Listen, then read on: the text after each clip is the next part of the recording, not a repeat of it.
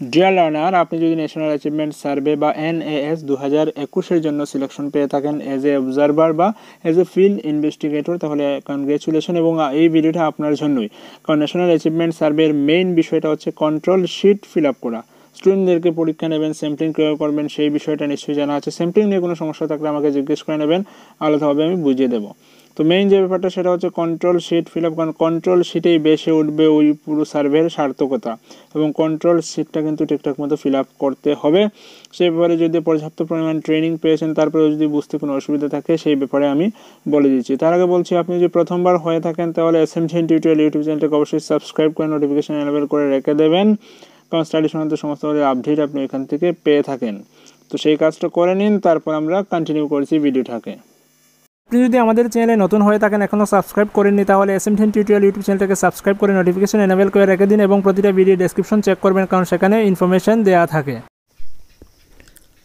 National achievement survey প্রতি 3 বছর অন্তর হয়ে থাকে। 2017-তে লাস্ট টাইম হয়েছিল, তারপর 2020-এ হওয়ার কথা ছিল, করোনার কারণে সেটা পিছিয়ে 2021-এ হয়ে যাচ্ছে।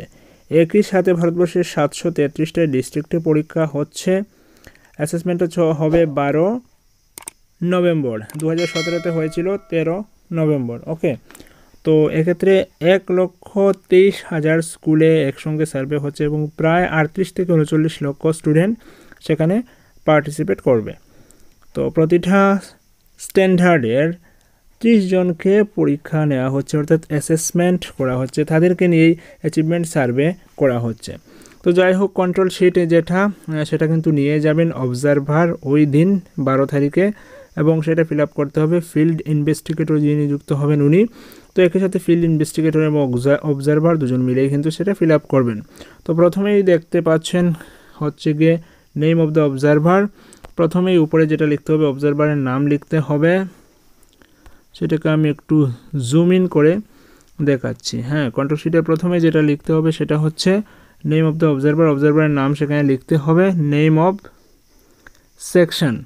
সেকশন যদি A হয় তাহলে সেকশন A, যদি B হয় তাহলে B। যদি দুটো সেকশন থাকে, স্যাম্পলিং করার ব্যাপারটা তো নিশ্চয়ই জেনে গেছেন যে যদি দুটো সেকশন থাকে তাহলে তো আমাদের লটারি করতে হবে, ঠিক আছে না? আর লটারি করে দেখতে হবে কোনটা আসে, সেকশন A নাকি সেকশন B। এবং সাপোজ আমার সেকশন A আসলো এবং সেকশন Aতে দেখা গেল যে স্টুডেন্ট রয়েছে 35 জন, কিন্তু ওই দিন উপস্থিত হয়েছে আমার জাস্ট 27 জন, তাহলে আমারও 3 জন প্রয়োজন, তাহলে বাকি 3 জন আমাকে সেকশন B থেকে নিতে হবে। এক্ষেত্রে name of the section A, B বা B দুটোই হবে। ওকে, তারপর হচ্ছে গ্রেড, কোন গ্রেডের আপনি পরীক্ষা নিচ্ছেন বা আপনি কোন গ্রেডের জন্য সিলেকশন পেয়েছেন, হয়তো 3 হতে পারে বা 5 হতে পারে বা 8 হতে পারে বা 10 হতে পারে, যেটাই হোক সেখানে লিখবেন। এবং এখানে হচ্ছে ইউডেজ, যে স্কুলে করছেন সেই স্কুলের ইউডেজ কোডটা লিখতে হবে। তারপর হচ্ছে MOI, মিডিয়াম অফ ইনস্ট্রাকশন। তো মিডিয়াম অফ ইনস্ট্রাকশন স্কুলের এই যে ক্লাসটা, সেটা কি বাংলাতে হয় নাকি ইংরেজিতে হয় পাঠদান, সেটা হবে মিডিয়াম অফ ইনস্ট্রাকশন। অনেক স্কুল কিন্তু ইংরেজি মিডিয়ামে আপডেট করা হয়েছে। তো ইংরেজি মিডিয়াম আপডেট করা হলেও শুধুমাত্র এই বছরের জন্য ক্লাস 1 থেকে ইংরেজি মাধ্যম শুরু হয়েছে। 2 বা 3 হ্যাঁ বা 4 যারা রয়েছেন সবাই কিন্তু বাংলা মিডিয়ামেই রয়েছেন। তো এক্ষেত্রে কিন্তু মিডিয়াম অফ ইনস্ট্রাকশন ইংলিশ হবে না, যেহেতু সাপোজ আমি ধরলাম যে আমি ক্লাস 5-এর জন্য নিযুক্ত হয়েছি ফিল্ড ইনভেস্টিগেটর। অবজারভার কিন্তু নিযুক্ত হবেন প্রতিটা স্কুলের জন্য একজন করে, আর ফিল্ড ইনভেস্টিগেটর নিযুক্ত হবেন প্রতিটি গ্রেডের জন্য একজন করে, এবং যদি ক্লাস 3 হয় তাহলে ক্লাস 3-এর জন্য 2 জন। তো সাপোজ আমি বললাম যে ক্লাস 5-এর জন্য নিযুক্তি পেয়েছি, তো ক্লাস 5 ওই স্কুলে ক্লাস 1টা ইংরেজি মিডিয়াম হয়ে গেছে, কিন্তু ক্লাস 5 রয়েছে বেঙ্গলি মিডিয়াম। তো এক্ষেত্রে আমার মিডিয়াম অফ ইনস্ট্রাকশন কিন্তু বেঙ্গলি লিখতে হবে। তারপর হচ্ছে নেম অফ দ্য স্কুল, স্কুলের নাম পুরোটা লিখতে হবে। নিচে গেলাম টেবিলে রয়েছে রয়েছে 30 রোজ, অর্থাৎ 30 জন স্টুডেন্টের নামই আমি এখানে লিপিবদ্ধ করতে পারবো, তার বেশি আমি করতে পারবো না। তো এখানে যেটা লিখতে হচ্ছে প্রথমে হচ্ছে NAS ID। হ্যাঁ, NAS ID যেটা সেটা কিন্তু আমি প্রথমেই লিখবো না। আমি প্রথমে কি লিখবো, যারা উপস্থিত হয়েছে সার্ভের জন্য এবং যাদেরকে আমি পেয়েছি। সাপোজ যদি 45 নিউজ স্টুডেন্ট থাকে তাহলে M ভ্যালু হচ্ছে 2, সেই ব্যাপারটা নিশ্চয়ই জানেন, না জানলে বলবেন, সেটা আলাদা আলোচনা করব। এবং আমি চিট অ্যান্ড ড্র করলাম, চিট অ্যান্ড ড্র করে প্রথম হয়তো সাপোজ প্রথম রোল নম্বর এসছে যে 11, তো 11 কি প্রেজেন্ট আছে? যদি 11 প্রেজেন্ট থাকে তাহলে অ্যাকচুয়াল স্কুল রোল নম্বর হবে 11 এবং তার নাম হবে ওইখানে তারপর এম ভ্যালু যেহেতু 2, তারপর হচ্ছে অ্যাকচুয়াল স্কুল রোল নাম্বার 13, যদি সে প্রেজেন্ট থাকে তাহলে আমি 13 লিখবো, তার নাম লিখবো। তারপর হচ্ছে 15 থাকলে তার নাম লিখবো। তারপর যদি 17 হবে, 2 করে বাড়বে, 17 যদি না থাকে, 18 থাকলো, 19 থাকলো, আমি কিন্তু 18 নিতে পারবো না, আমি নেব 19 এবং সেখানে রিমার্কে লিখে দেবো যে 17 অ্যাবসেন্ট। রিমার্কে আমি লিখে দিতে পারবো 17 অ্যাবসেন্ট। ওকে, তো আমি এটাকে একটু জুম করে দেখাচ্ছি। আমার 11 ছিল, 13 ছিল, 15 ছিল, 17 কিন্তু অ্যাবসেন্ট, আমি লিখলাম 19 এবং এখানে লিখবো যে 17 অ্যাবসেন্ট। 17 অ্যাবসেন্ট। 21, 23, 25 ছিল প্রেজেন্ট মনে করুন। তারপর লিখতে আমার স্টুডেন্ট কতজন আছে? স্টুডেন্ট আছে আমি দেখলাম যে 46 জন ধরলাম। তো আমার 45 এক সময় 45 হবে, তারপর 46 নেই, 46-এর পরে চলে আসবে 1 নাম্বারে যদি থাকে, তারপর 1 নাম্বারের পরে 3 নাম্বার যদি থাকে সেটা হবে। তারপর কি হবে? রোল নাম্বার 5, 7, তারপর হচ্ছে 9 যদি না থাকে, 9 মনে করুন অ্যাবসেন্ট, তারপর হবে 11। তো 11 তো অলরেডি আমি নিয়েছি, তো 7-এর পরে আমার 9 নেওয়ার কথা ছিল, 9 অ্যাবসেন্ট, তো আমাকে নিতে হবে আরও এক গড় ছেড়ে পরেরটা। ক্লিয়ারলি দেখুন, 7টা আমার নিয়েছি, তারপর 8 হবে না, 9 হবে, কিন্তু 9টা অ্যাবসেন্ট, 10 রয়েছে, 11টা আমি অলরেডি নিয়েছি, নিতে পারবো না, 12 রয়েছে, 13 আমি নিয়েছি, 14 রয়েছে, 15 কিন্তু অ্যাবসেন্ট ছিল। ওকে, তো এই আমি 7 নিলাম, তারপর কি নেব? 8 নেব না, 9 নিতে পারবো, কিন্তু 9 অ্যাবসেন্ট, তো আমি 10 নিতে পারবো না, পরেরটা নিতে পারবো তার। তো 10-এর পরেরটাকে 11 না, 10-এর পরেরটা কিন্তু 11 না, 11টা কিন্তু আগে থেকেই নিয়েছি, 11 আসবে না। 10-এর পরে হবে 12, আমি 12টা নেব। 12-এর পরে কী নেব? 13টা অলরেডি চলে গেছে, 14 রয়েছে, 15 অ্যাবসেন্ট, 16 রয়েছে, তো আমি 12-এর পরে 14কে নিতে পারবো না, নিতে হবে 16। কেন কি?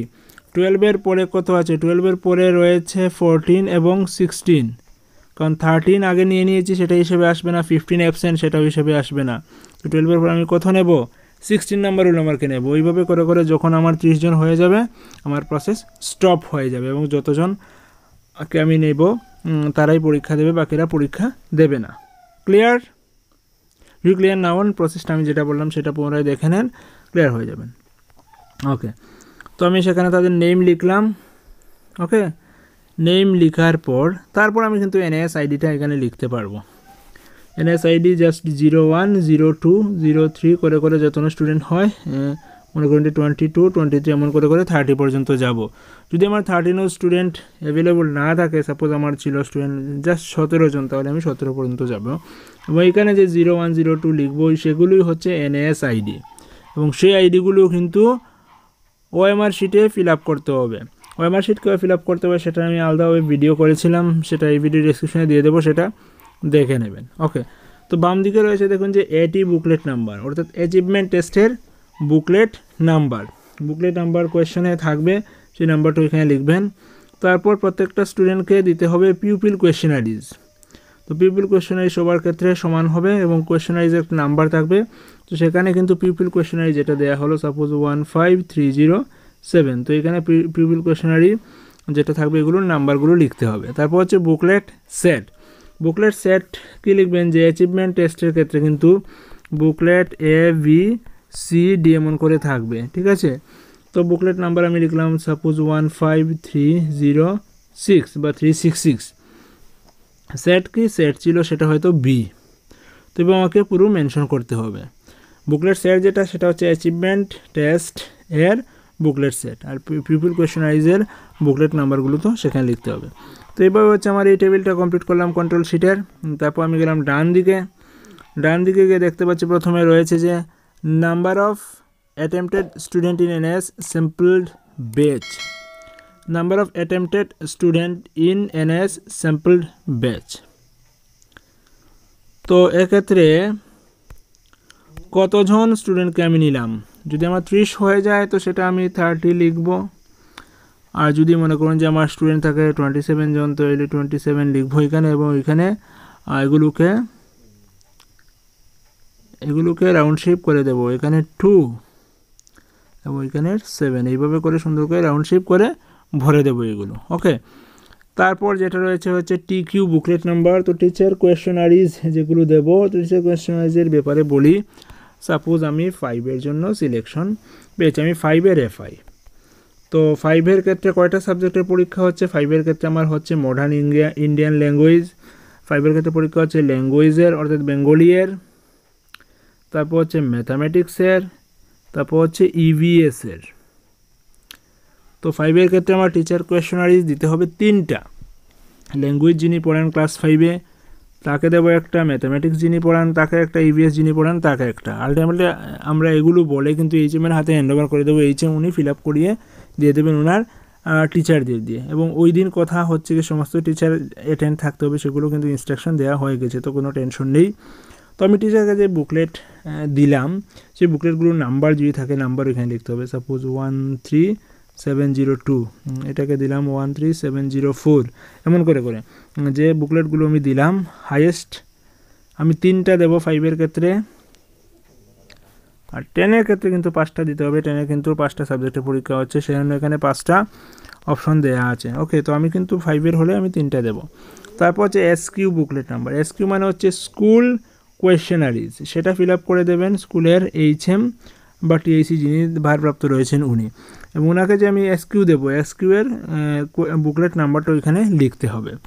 তারপর টেস্ট স্টার্ট টাইম, সেটা অবশ্যই 10:30 হবে, এবং টেস্ট এন্ড টাইম 3-5 এদের ক্ষেত্রে হচ্ছে 12টা, আর 8-10 এদের ক্ষেত্রে হচ্ছে 12:30, 2 ঘন্টা। ওকে, তারপর হচ্ছে একটা শপথ রয়েছে, সেটা আমরা শপথটা দেখে নেব। তারপর হচ্ছে অবজারভারের সিগনেচার এখানে করতে হবে, ফিল্ড ইন বৃষ্টি, তারপর ফিল্ড ইন বৃষ্টির জন্য নেম লিখতে হবে, নেম লিখে সিগনেচার করতে হবে, তারপর স্কুল হেডের সিগনেচার নিতে হবে। এই কাজগুলো কিন্তু FI-কে করতে হবে, করে সবগুলো অবজারভারের হাতে জমা দিতে হবে। তো অ্যাচিভমেন্ট সার্ভের যে কন্ট্রোল শিট ছিল সেটা আমি দেখিয়ে দিলাম, কীভাবে ফিল আপ করতে হবে সেটাও আমি দেখিয়ে দিলাম। এ সম্বন্ধে যদি কোনো কোয়েশ্চেন থাকে তাহলে অবশ্যই জিজ্ঞেস করে নেবেন। তাছাড়া NAS পরীক্ষা সংক্রান্ত অন্য কোনো ইনফরমেশন জানতে চাইলে অবশ্যই আমাকে জিজ্ঞেস করে নেবেন। দেখা হচ্ছে পরবর্তী সেশনে, ততক্ষণ ভালো থাকবেন। Keep watching, keep supporting SMDN tutorial. Thank you. Sunny, sunny, sa ga ga, sunny, sunny, sa ga ga, sunny, sunny, sa